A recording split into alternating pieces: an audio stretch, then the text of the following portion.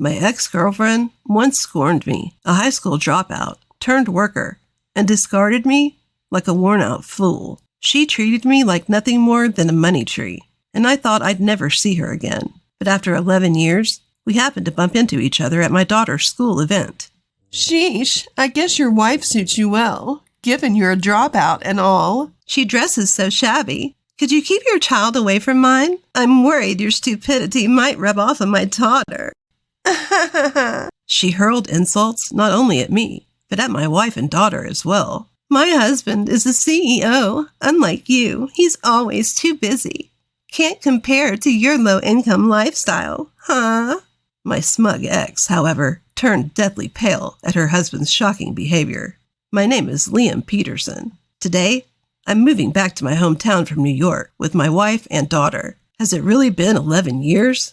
This feels nostalgic. After a few hours from New York, we arrived at our new home. I hadn't been back to my hometown since I was 25, and seeing the unchanged townscape made me feel nostalgic. Dad, this house is beautiful.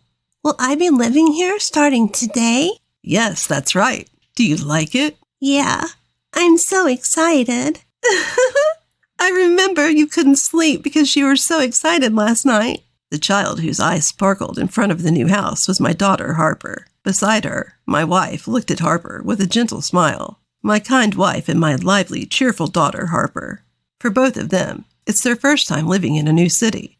But they are excited and helping with the moving process. I've decided to support these two with all my heart. A month quickly passed since the move, filled with busy days at work and in private life. Today is the first time we are attending a school event after Harper transferred schools. My wife and I worried about whether Harper was getting along at the new school. Decided to go together to check on her. The school is also my alma mater, and although it has been nicely renovated, some remnants of the old days remain, bringing back memories. Oh, aren't you Liam? At that moment, I heard a familiar voice from behind. Are you Riley, by any chance? Yes, it's been a while. Liam, who is this woman? My wife looked at her curiously.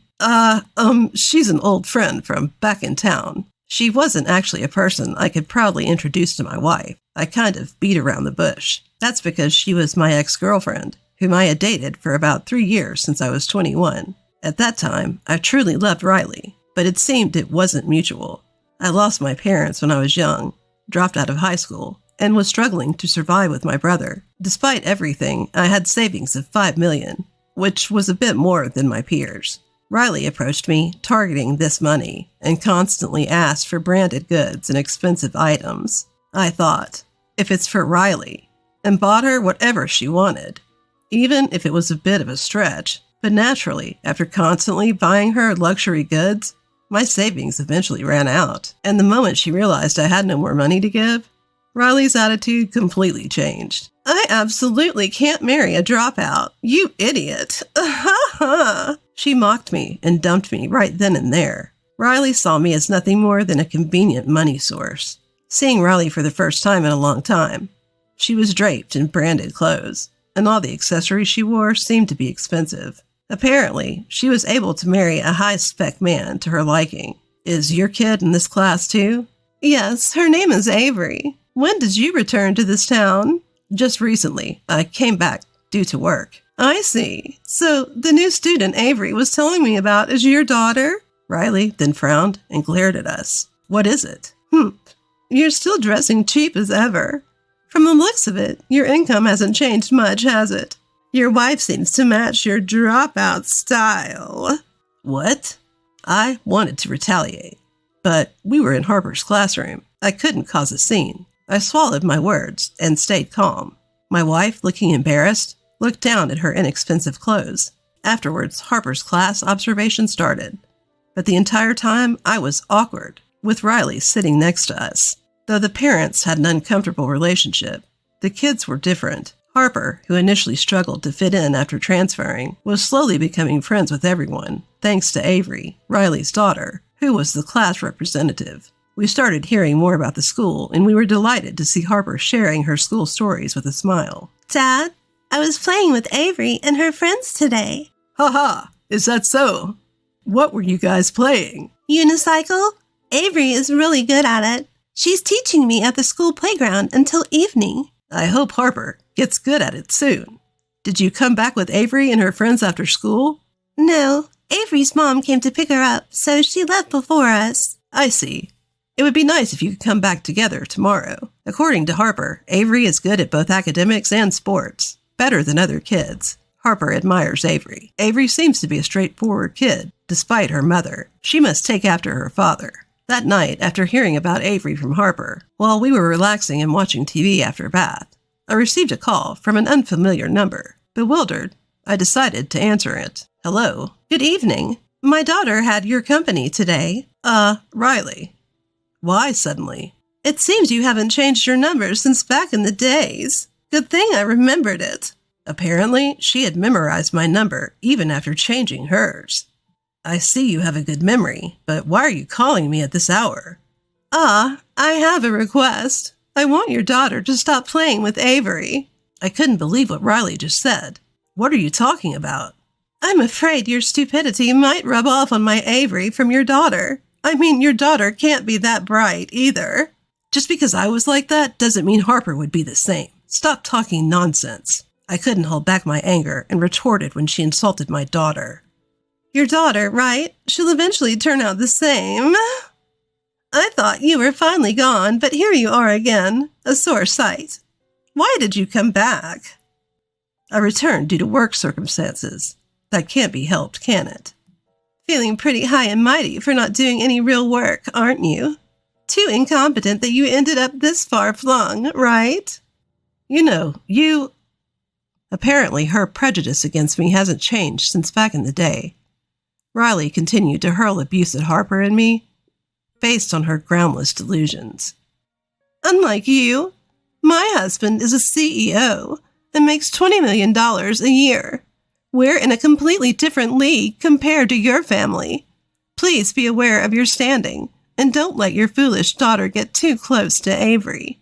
Without waiting for my response, she ended the call abruptly. What happened, honey?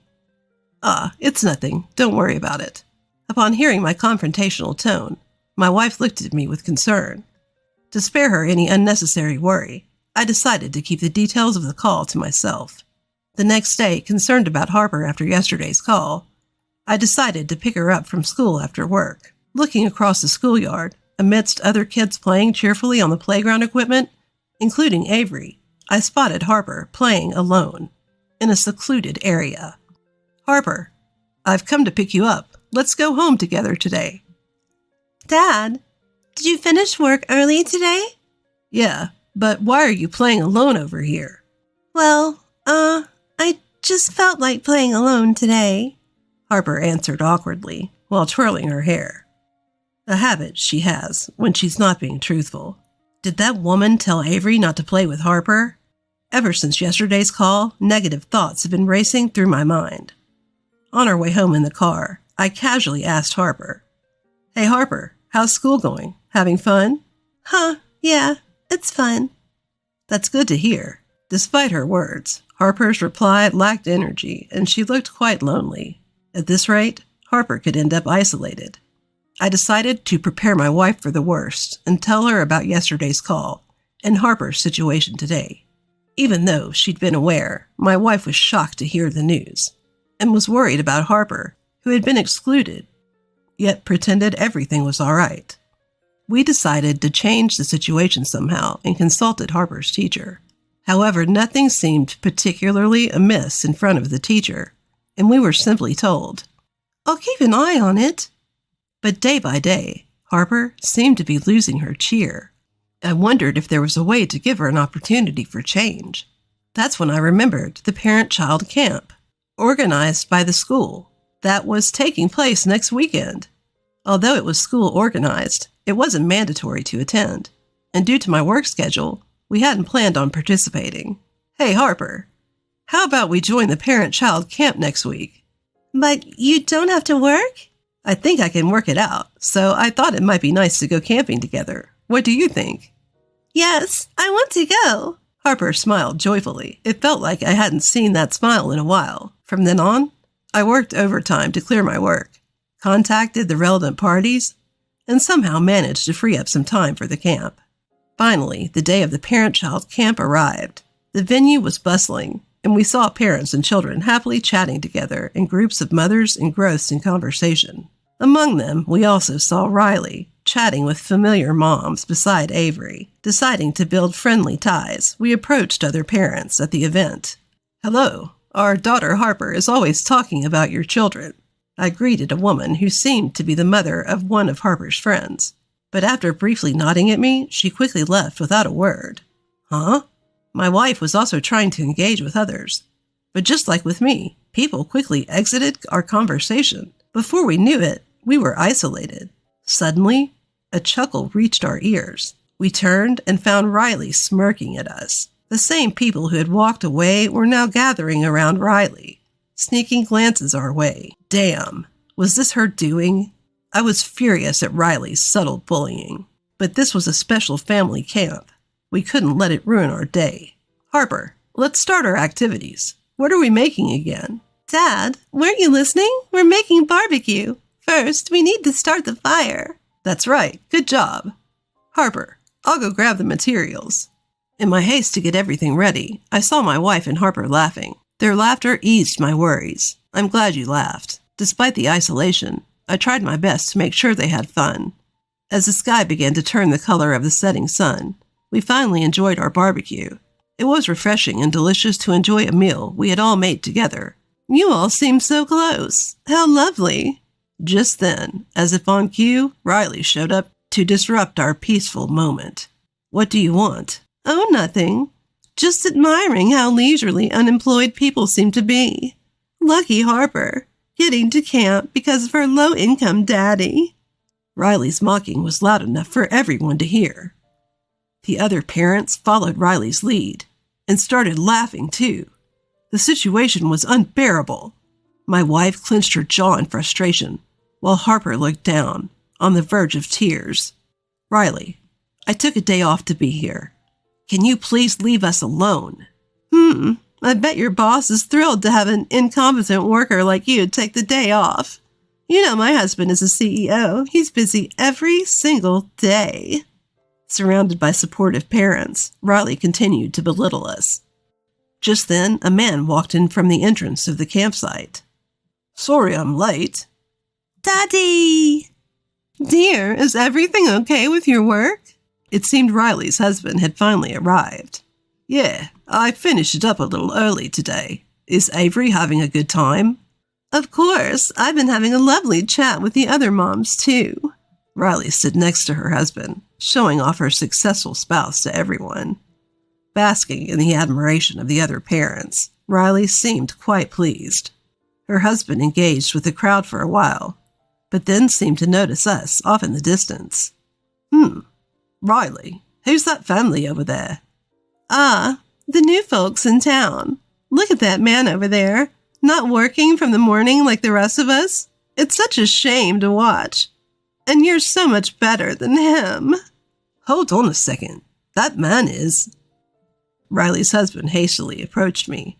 "Indeed, if it isn't Mr. Peterson, the company president. It's been a while. I never thought we'd meet here. Huh, you know me." Seeing her husband hurriedly greet me, Riley could hardly hide her bewilderment. "Riley, why don't you greet him too? This man is the president of an important client company. They're developing drones." "This guy is a company president?" Riley looked at me with disbelief. "Yes, I am the president of a drone development company. My wife is the vice president. Originally, it was a small startup with just a few employees, but now, thanks to our efforts, it has grown to rank among the top 10 fastest growing companies across the country." Riley's husband's company, which is making notable progress in agriculture, logistics, and research by utilizing drones, has come to rely heavily on the drones my company produces.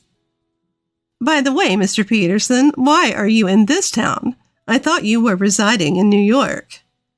"The local politician asked me to create a new industry here, to bring life back to the town and make it more youth-friendly. I'm originally from here and have always loved this town, so I was moved by the politician's passionate request." "Is that so? That's very like you, Mr. Peterson. No, I'm flattered. As she listened to our conversation, Riley turned pale beside her husband.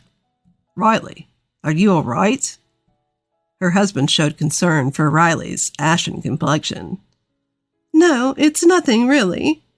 Mom, you were being mean to Harper and Harper's mom and dad just now. Avery! Despite her daughter's attempts to hide the truth, Avery inadvertently revealed what had happened. What? What's going on? Avery, can you explain further? It's nothing really. We were just talking. I'm asking Avery, not you. So, what happened? Mom told me before. She said I couldn't play with Harper. I wanted to be friends with Harper, but she got mad at me and told me I'd be in trouble if I did. Avery hung her head in sadness. Mom also said really mean things to Harper and her family until Dad came. She called them stupid and incompetent. I wanted to tell her to stop, but I was too scared of Mom. Riley, what have you said to Mr. Peterson and his family? Hearing Avery's story, Riley's husband reprimanded her with a pale face. I'm sorry. I didn't know it was like this. Even if you didn't know, you've always judged people's worth by their money and education too much. You dismiss everyone as worthless. Your words could potentially destroy my company. What? That's a lie. Understanding the gravity of her actions, Riley's voice trembled and her eyes filled with tears. But why didn't you say anything until now? You could have talked back at any point. Unable to comprehend, Riley questioned me with a puzzled look on her face. We didn't want to bicker over status and money in front of our children, making fools of ourselves. Didn't that embarrass you? I added. Riley mumbled, her face turning bright red. I'm so sorry, sir. I can't believe what my wife has done to you and your family. Riley's husband was profusely apologizing to me, his head bowed in deep remorse. I'm so sorry. It's all my fault. Please don't cut ties with my husband's company. Riley, too, was desperately begging for forgiveness. Don't worry, I'm not going to end our business dealings. Really? Yeah, but I have one favor to ask. I turned to face Riley squarely. At this, Riley's face tensed. Could you try to get along better with my wife and daughter from now on? They've just moved here and are likely feeling quite unsettled. Upon hearing this, Avery, who had been watching from a distance, spoke up to Riley, looking apologetic. Mom, you told me I couldn't play with Harper, but I really want to be friends with her. Is that okay? Yes, do as you wish. At those words, Avery, looking pleased, ran over to Harper. Harper, I'm sorry for leaving you out. Avery, it's okay. Harper agreed to a truce and shook hands with Avery. Harper, let's go play with everyone over there. The two of them held hands and ran off towards their friends, smiling all the way. I watched them, marveling at the resilience of children. Kids are amazing, even at such a young age. They have their own wills, can apologize honestly, and move forward.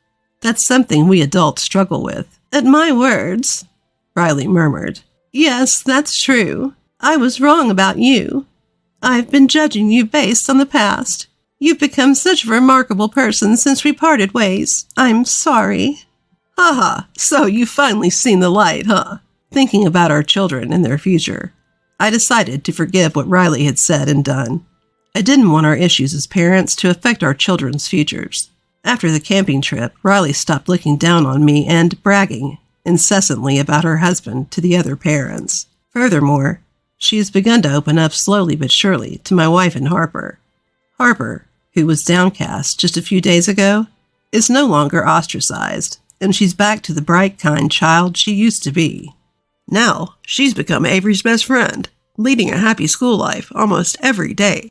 Now, we feel blessed to hear Harper's sincere words about how she's happy. Will you be working late today? Yeah, I have an important meeting with a client. I replied, gathering my work documents into a bag and preparing to leave the house. Dad? Suddenly, Harper dashed to the front door, halting my attempt to open it.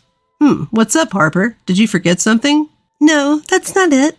There's something I want to say. Oh, what's the formal tone all of a sudden? Well, I know I've said a lot of things before, but I think you're really cool. Dad, working so hard all the time. Thanks for always doing so much for us.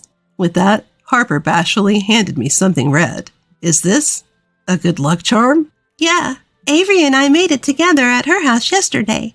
It's to wish you joy as you work hard every day. There were some tricky parts, but Avery's mom helped a bit. I see. Thanks, Harper. I'll treasure it. I carefully stowed the slightly awkward charm in my bag. Well then, I'm off. Okay, take care. With a smile on my lips, I cheerfully opened the front door to start another day.